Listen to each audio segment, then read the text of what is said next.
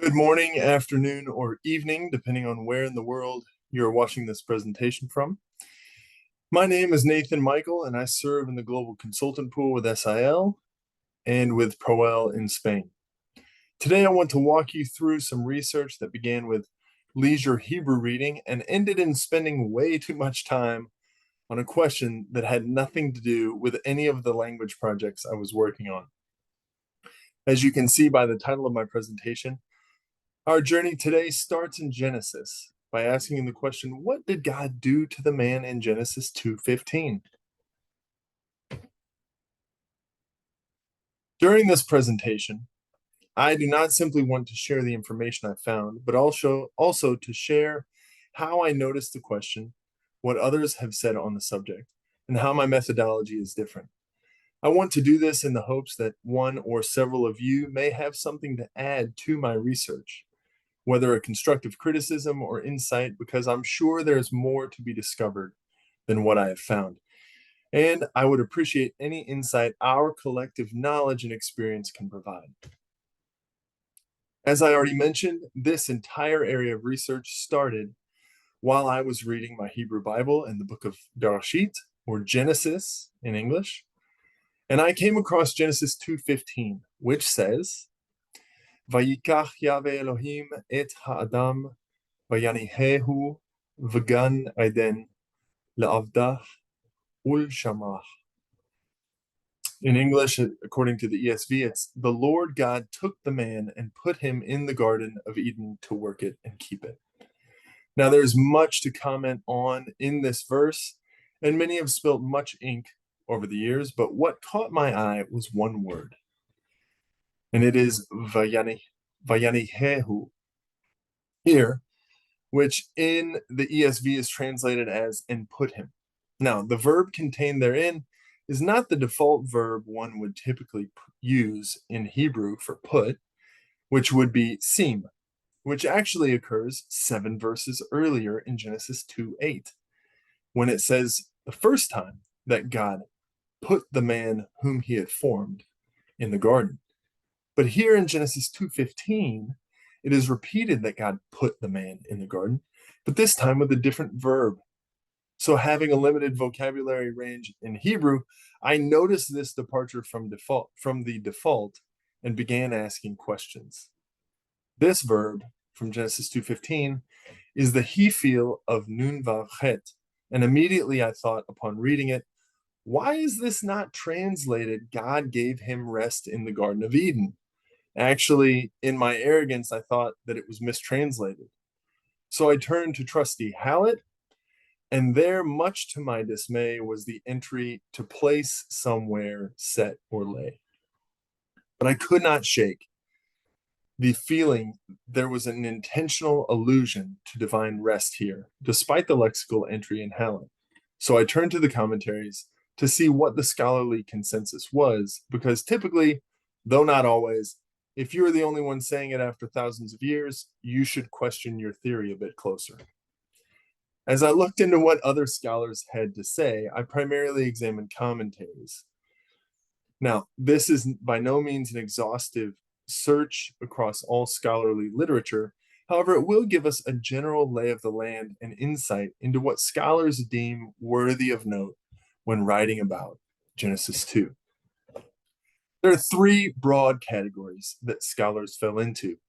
First is the silence category. It is always dangerous to argue from silence, so I'm not trying to paint any of these scholars into a proverbial corner. But as I just mentioned, the benefit of commentaries is that we are able to see what that scholar deems as sufficiently relevant and important to include in their commentary. And in this case, the verb vayanechehu was not sufficiently important to comment upon.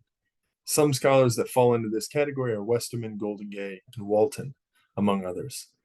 The second category is synonymous equivalents. These are the scholars who see the Hifil of Nun Vav Het as simply a synonym of Sim in Genesis 2:8. In their eyes, for whatever reason, the author, editor, or textual transmission process used this verb in Genesis 2:15 as a synonym to verse 8 and nothing more. Finally, we have the third and smallest category, those who view an intentional allusion to divine rest here in Genesis 2:15. The only two scholars I found who share my opinion are Alan Ross and John Sailhamer. So after a survey of several commentaries, the consensus view is silence. Again, I would simply place this in the category of too unimportant to address or synonym. As I mentioned, there were two scholars I found who, like me, saw the allusion here to divine rest. And though we shared the same conclusion, they arrived at theirs by two different means. Ross connected the Hifil in Genesis 2:15 thematically with a nominalized form from the same root, menucha, citing Psalm 95:11 and Psalm 132:14. Sailhamer, on the other hand, connects the verb in Genesis 2:15 with other usages of the Hifil throughout the First Testament, citing several verses, including Genesis 19:16. The difficulty with Ross and Sailhamer is their methodologies can be criticized for a few reasons, whether one agrees with their conclusions or not. Ross, on the one hand, moves from a Hifil verb form to a nominalized form of the same root. This is not always reliable and needs to be used with judicious caution, given that a common root does not necessarily ensure a linguistic or thematic connection. Sailhamer's methodology is actually criticized by Lohr in his Genesis commentary based on the fact that the Hifil of Nun Vav Chet actually has two forms, something we will examine now. Here's the beginning of the Hifil entry in Halet for Nun Vav Chet 1. And as you can see here, it notes the two separate forms of the Hifil. The Hifil A has its first entry as to cause to rest, a nice, neat causative for the Hifil. One of the given examples is Exodus 33:14. My presence will go with you and I will give you rest. This form, as Laura pointed out, typically comes with a lamed preposition. And here we see the second form, B, with its first entry, as we saw earlier, of to place somewhere set lay. One of the examples of this form is Numbers 17:4. Place them in the tent of meeting. This form lacks a lamed preposition for the indirect object and has a different vocalization than the Hifil A, which you can see Halet notes here at the start of the entry for the Hifil. So given these criticisms, how might we gain a clearer understanding as to whether an intentional allusion is being made by the author of Genesis? Or stated differently, what is the way forward? I believe the way to settle the matter is a collocational word study of the Hifil B when God is the subject of the verb. But why would this yield any additional insight into the Hifil in Genesis 2:15? Oftentimes, our studies of vocabulary in the First Testament are not specific enough. As Lohr's insightful criticism showed, there is a danger when proper attention is not paid to the linguistic and collocational details of a word or phrase. I propose that refining our search even further by paying attention to contextual factors, in this case, the divine subject, will further illuminate any inherent allusions.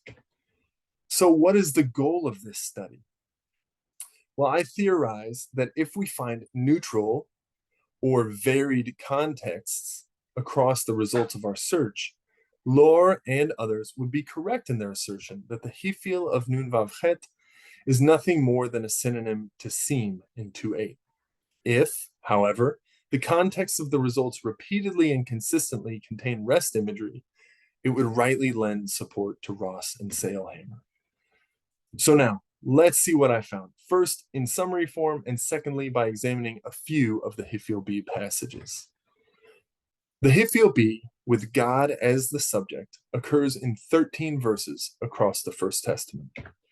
As you can see here, they occur across 8 different books, and I would say in 11 unique passages. This is due to the fact that in 2 instances, 2 of the verses occur in the same passage and therefore can be considered together. Almost every passage referred to either Israel's entry into, occupation of, exile from, or return to the land. You may have noticed the almost and the asterisk in this point. There are two contexts which are not as clear-cut as the others. These are the passages surrounding Isaiah 30:32 and Jeremiah 27:11. Later in this presentation, we will discuss Jeremiah 27 and see how it slightly deviates from this pattern. Furthermore, most preceding and subsequent passages also contain discussion of the land and Israel's relationship to it. Okay, the first passage we will look at contains two occurrences of the Hifil B in Judges 2:23 and 3:1. These are treated together because they are effectively one context, used as a linking device between the end of chapter 2 and the beginning of chapter 3. To understand fully what the author is doing with these Hifils, we need a little context. At the end of the book of Joshua, we hear the leader's farewell speech to the nation of Israel, beginning in chapter 23. That chapter starts with, when the Lord had given rest to Israel from all their surrounding enemies. In this context of divine rest, Joshua proceeds to remind the Israelites of God's faithfulness in giving them the land as an inheritance that they should possess, and God will drive out their enemies before them if they will only remain faithful to him. If they do not, God will no longer drive out these nations before them. So with that, Joshua and his generation pass away, and Judges 2 recounts Israel's disobedience to God, and then the wheels start falling off. It is in this context that we find our Hifil B of Nun Vav Chet. Judges 2:21 and 23 say, I will no longer drive out before them any of the nations that Joshua left when he died. So the Lord left, and here's the Hifil B, left those nations, not driving them out quickly. Now, here in Judges, we see an interesting use of the Hifil B that also occurs elsewhere, and that is one of ironic or antithetical use. God's plan was that he would drive out the nations and give Israel rest in the land. But the irony is that it is no longer Israel who is given rest in the land, but rather those very nations who are supposed to be driven out. We see ironic usage of the Hifil B also in Numbers 32:15, Isaiah 30:32, and Ezekiel 22:20. The next passage we will look at is Isaiah 14:1-2. In the first verse, the Hifil B occurs, and in the ESV is translated similarly to Genesis 2:15. Isaiah 14:1 says, for the Lord will have compassion on Jacob, and will again choose Israel, and will set them in their own land. And it continues from there. But a couple important notes. First, the historical context is that of the exile, and this prophetic message envisions a post-exilic return to the land for the nation of Israel. Second, this is not simply part of the context, but is the very clause in which occurs the Hifil B. They will be, quote unquote, set in their own land. But if we keep reading into verse 3, the connection to rest becomes much stronger. Despite the exilic and post-exilic contexts, if we continue reading verse 3, we read, when the Lord has given you rest from your pain and turmoil and the hard service with which you were made to serve. And it continues, here, in the span of 3 verses, we see both the Hifil A and B in the same context, which is noteworthy in and of itself. But additionally, the Hifil A in verse 3 refers back to the events of verses 1 and 2. Verse 3 is not simply a helpful juxtaposition, but states plainly that the act of Yahweh setting them in their own land, the use of the Hifil B, is part of the process of him giving them rest. So now the difficult passage. As I mentioned earlier, there were 2 contexts in which the Hifil B occurs, which do not as neatly describe the Israel-land relationship. Jeremiah 27 is one of those contexts. In chapter 27, there are three prophetic words interrelated and compiled as a whole, with the audience changing from one section to the other. Therein, Jeremiah warns his three audiences, in similar terminology, to submit to Yahweh's servant Nebuchadnezzar. It is in this first section that our Hifil B occurs. As you see by the first bullet point, it is used to describe leaving them on their own land, which is the same vocabulary we see in other Hifil B contexts. Also, there are other phrases which are present elsewhere in the land texts, such as to work their land, to dwell in their land. These are all what we would expect. Additionally, there are imagery-laden terminology from the exilic phase of rest imagery, used to warn the audience of the dire consequences of disobedience. You will be removed far from your land. I will drive you out. You will perish. This is all exilic language and warnings. The only problem, this first section is addressed to foreign kings, not the nation of Israel. So we see all the same imagery and vocabulary in relation to people and their land. It is just not Israel. Now we have a little help here because the king of Israel is the recipient in the next section of chapter 27. And the three prophetic words are grouped together as one multi-recipient pronouncement with a single overarching message. So the broader context does in fact include an Israel land aspect, but the immediate recipients of the prophetic word containing the Hifil B are foreign nations, rather than the expected nation of Israel. So what conclusions can we draw from the collocational word study? How might we apply them to Genesis 2:15? And what areas of further research has this collocational study opened up? There are three important conclusions to be made after our collocational word study of the Hifil B of Nun Vav Chet when God is the subject. First, this collocation is almost exclusively used in context of the Israel-land relationship, spanning from entry into the land until Israel's post-exilic return. Earlier in the presentation, I had mentioned there were 11 unique contexts. Well, if we temporarily exclude Genesis 2:15, since it is the verse in question, we are left with 10 passages, and 8 of those 10 explicitly refer to the Israel-land relationship, while the other 2 still maintain a slightly more oblique relationship to the same theme. Second, the Hifil B passages are not neutral, meaning unrelated thematically, but rather they all contain rest imagery, some more obliquely than others, however. Our findings, therefore, do not support Lohr's proposal that the Hifil B is nothing more than a synonym of seem, but rather support Ross and Sailhamer's proposals of divine rest imagery, as well as addressing some of their methodological shortcomings. Third, and finally, the presence of the Hifil B with God as the subject in Genesis 2:15 intentionally alludes to divine rest.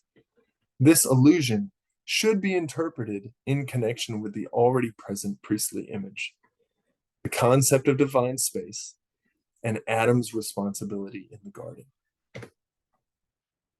This presentation only scratches the surface, in my opinion, as to the research that could be carried out on this topic. Here are 3 of the biggest areas that merit further attention. First, as I researched the contexts in which occurred the Hifil B of Nun Vav Chet, there were repetitive terminology and phrases which frequently appeared in the surrounding contexts.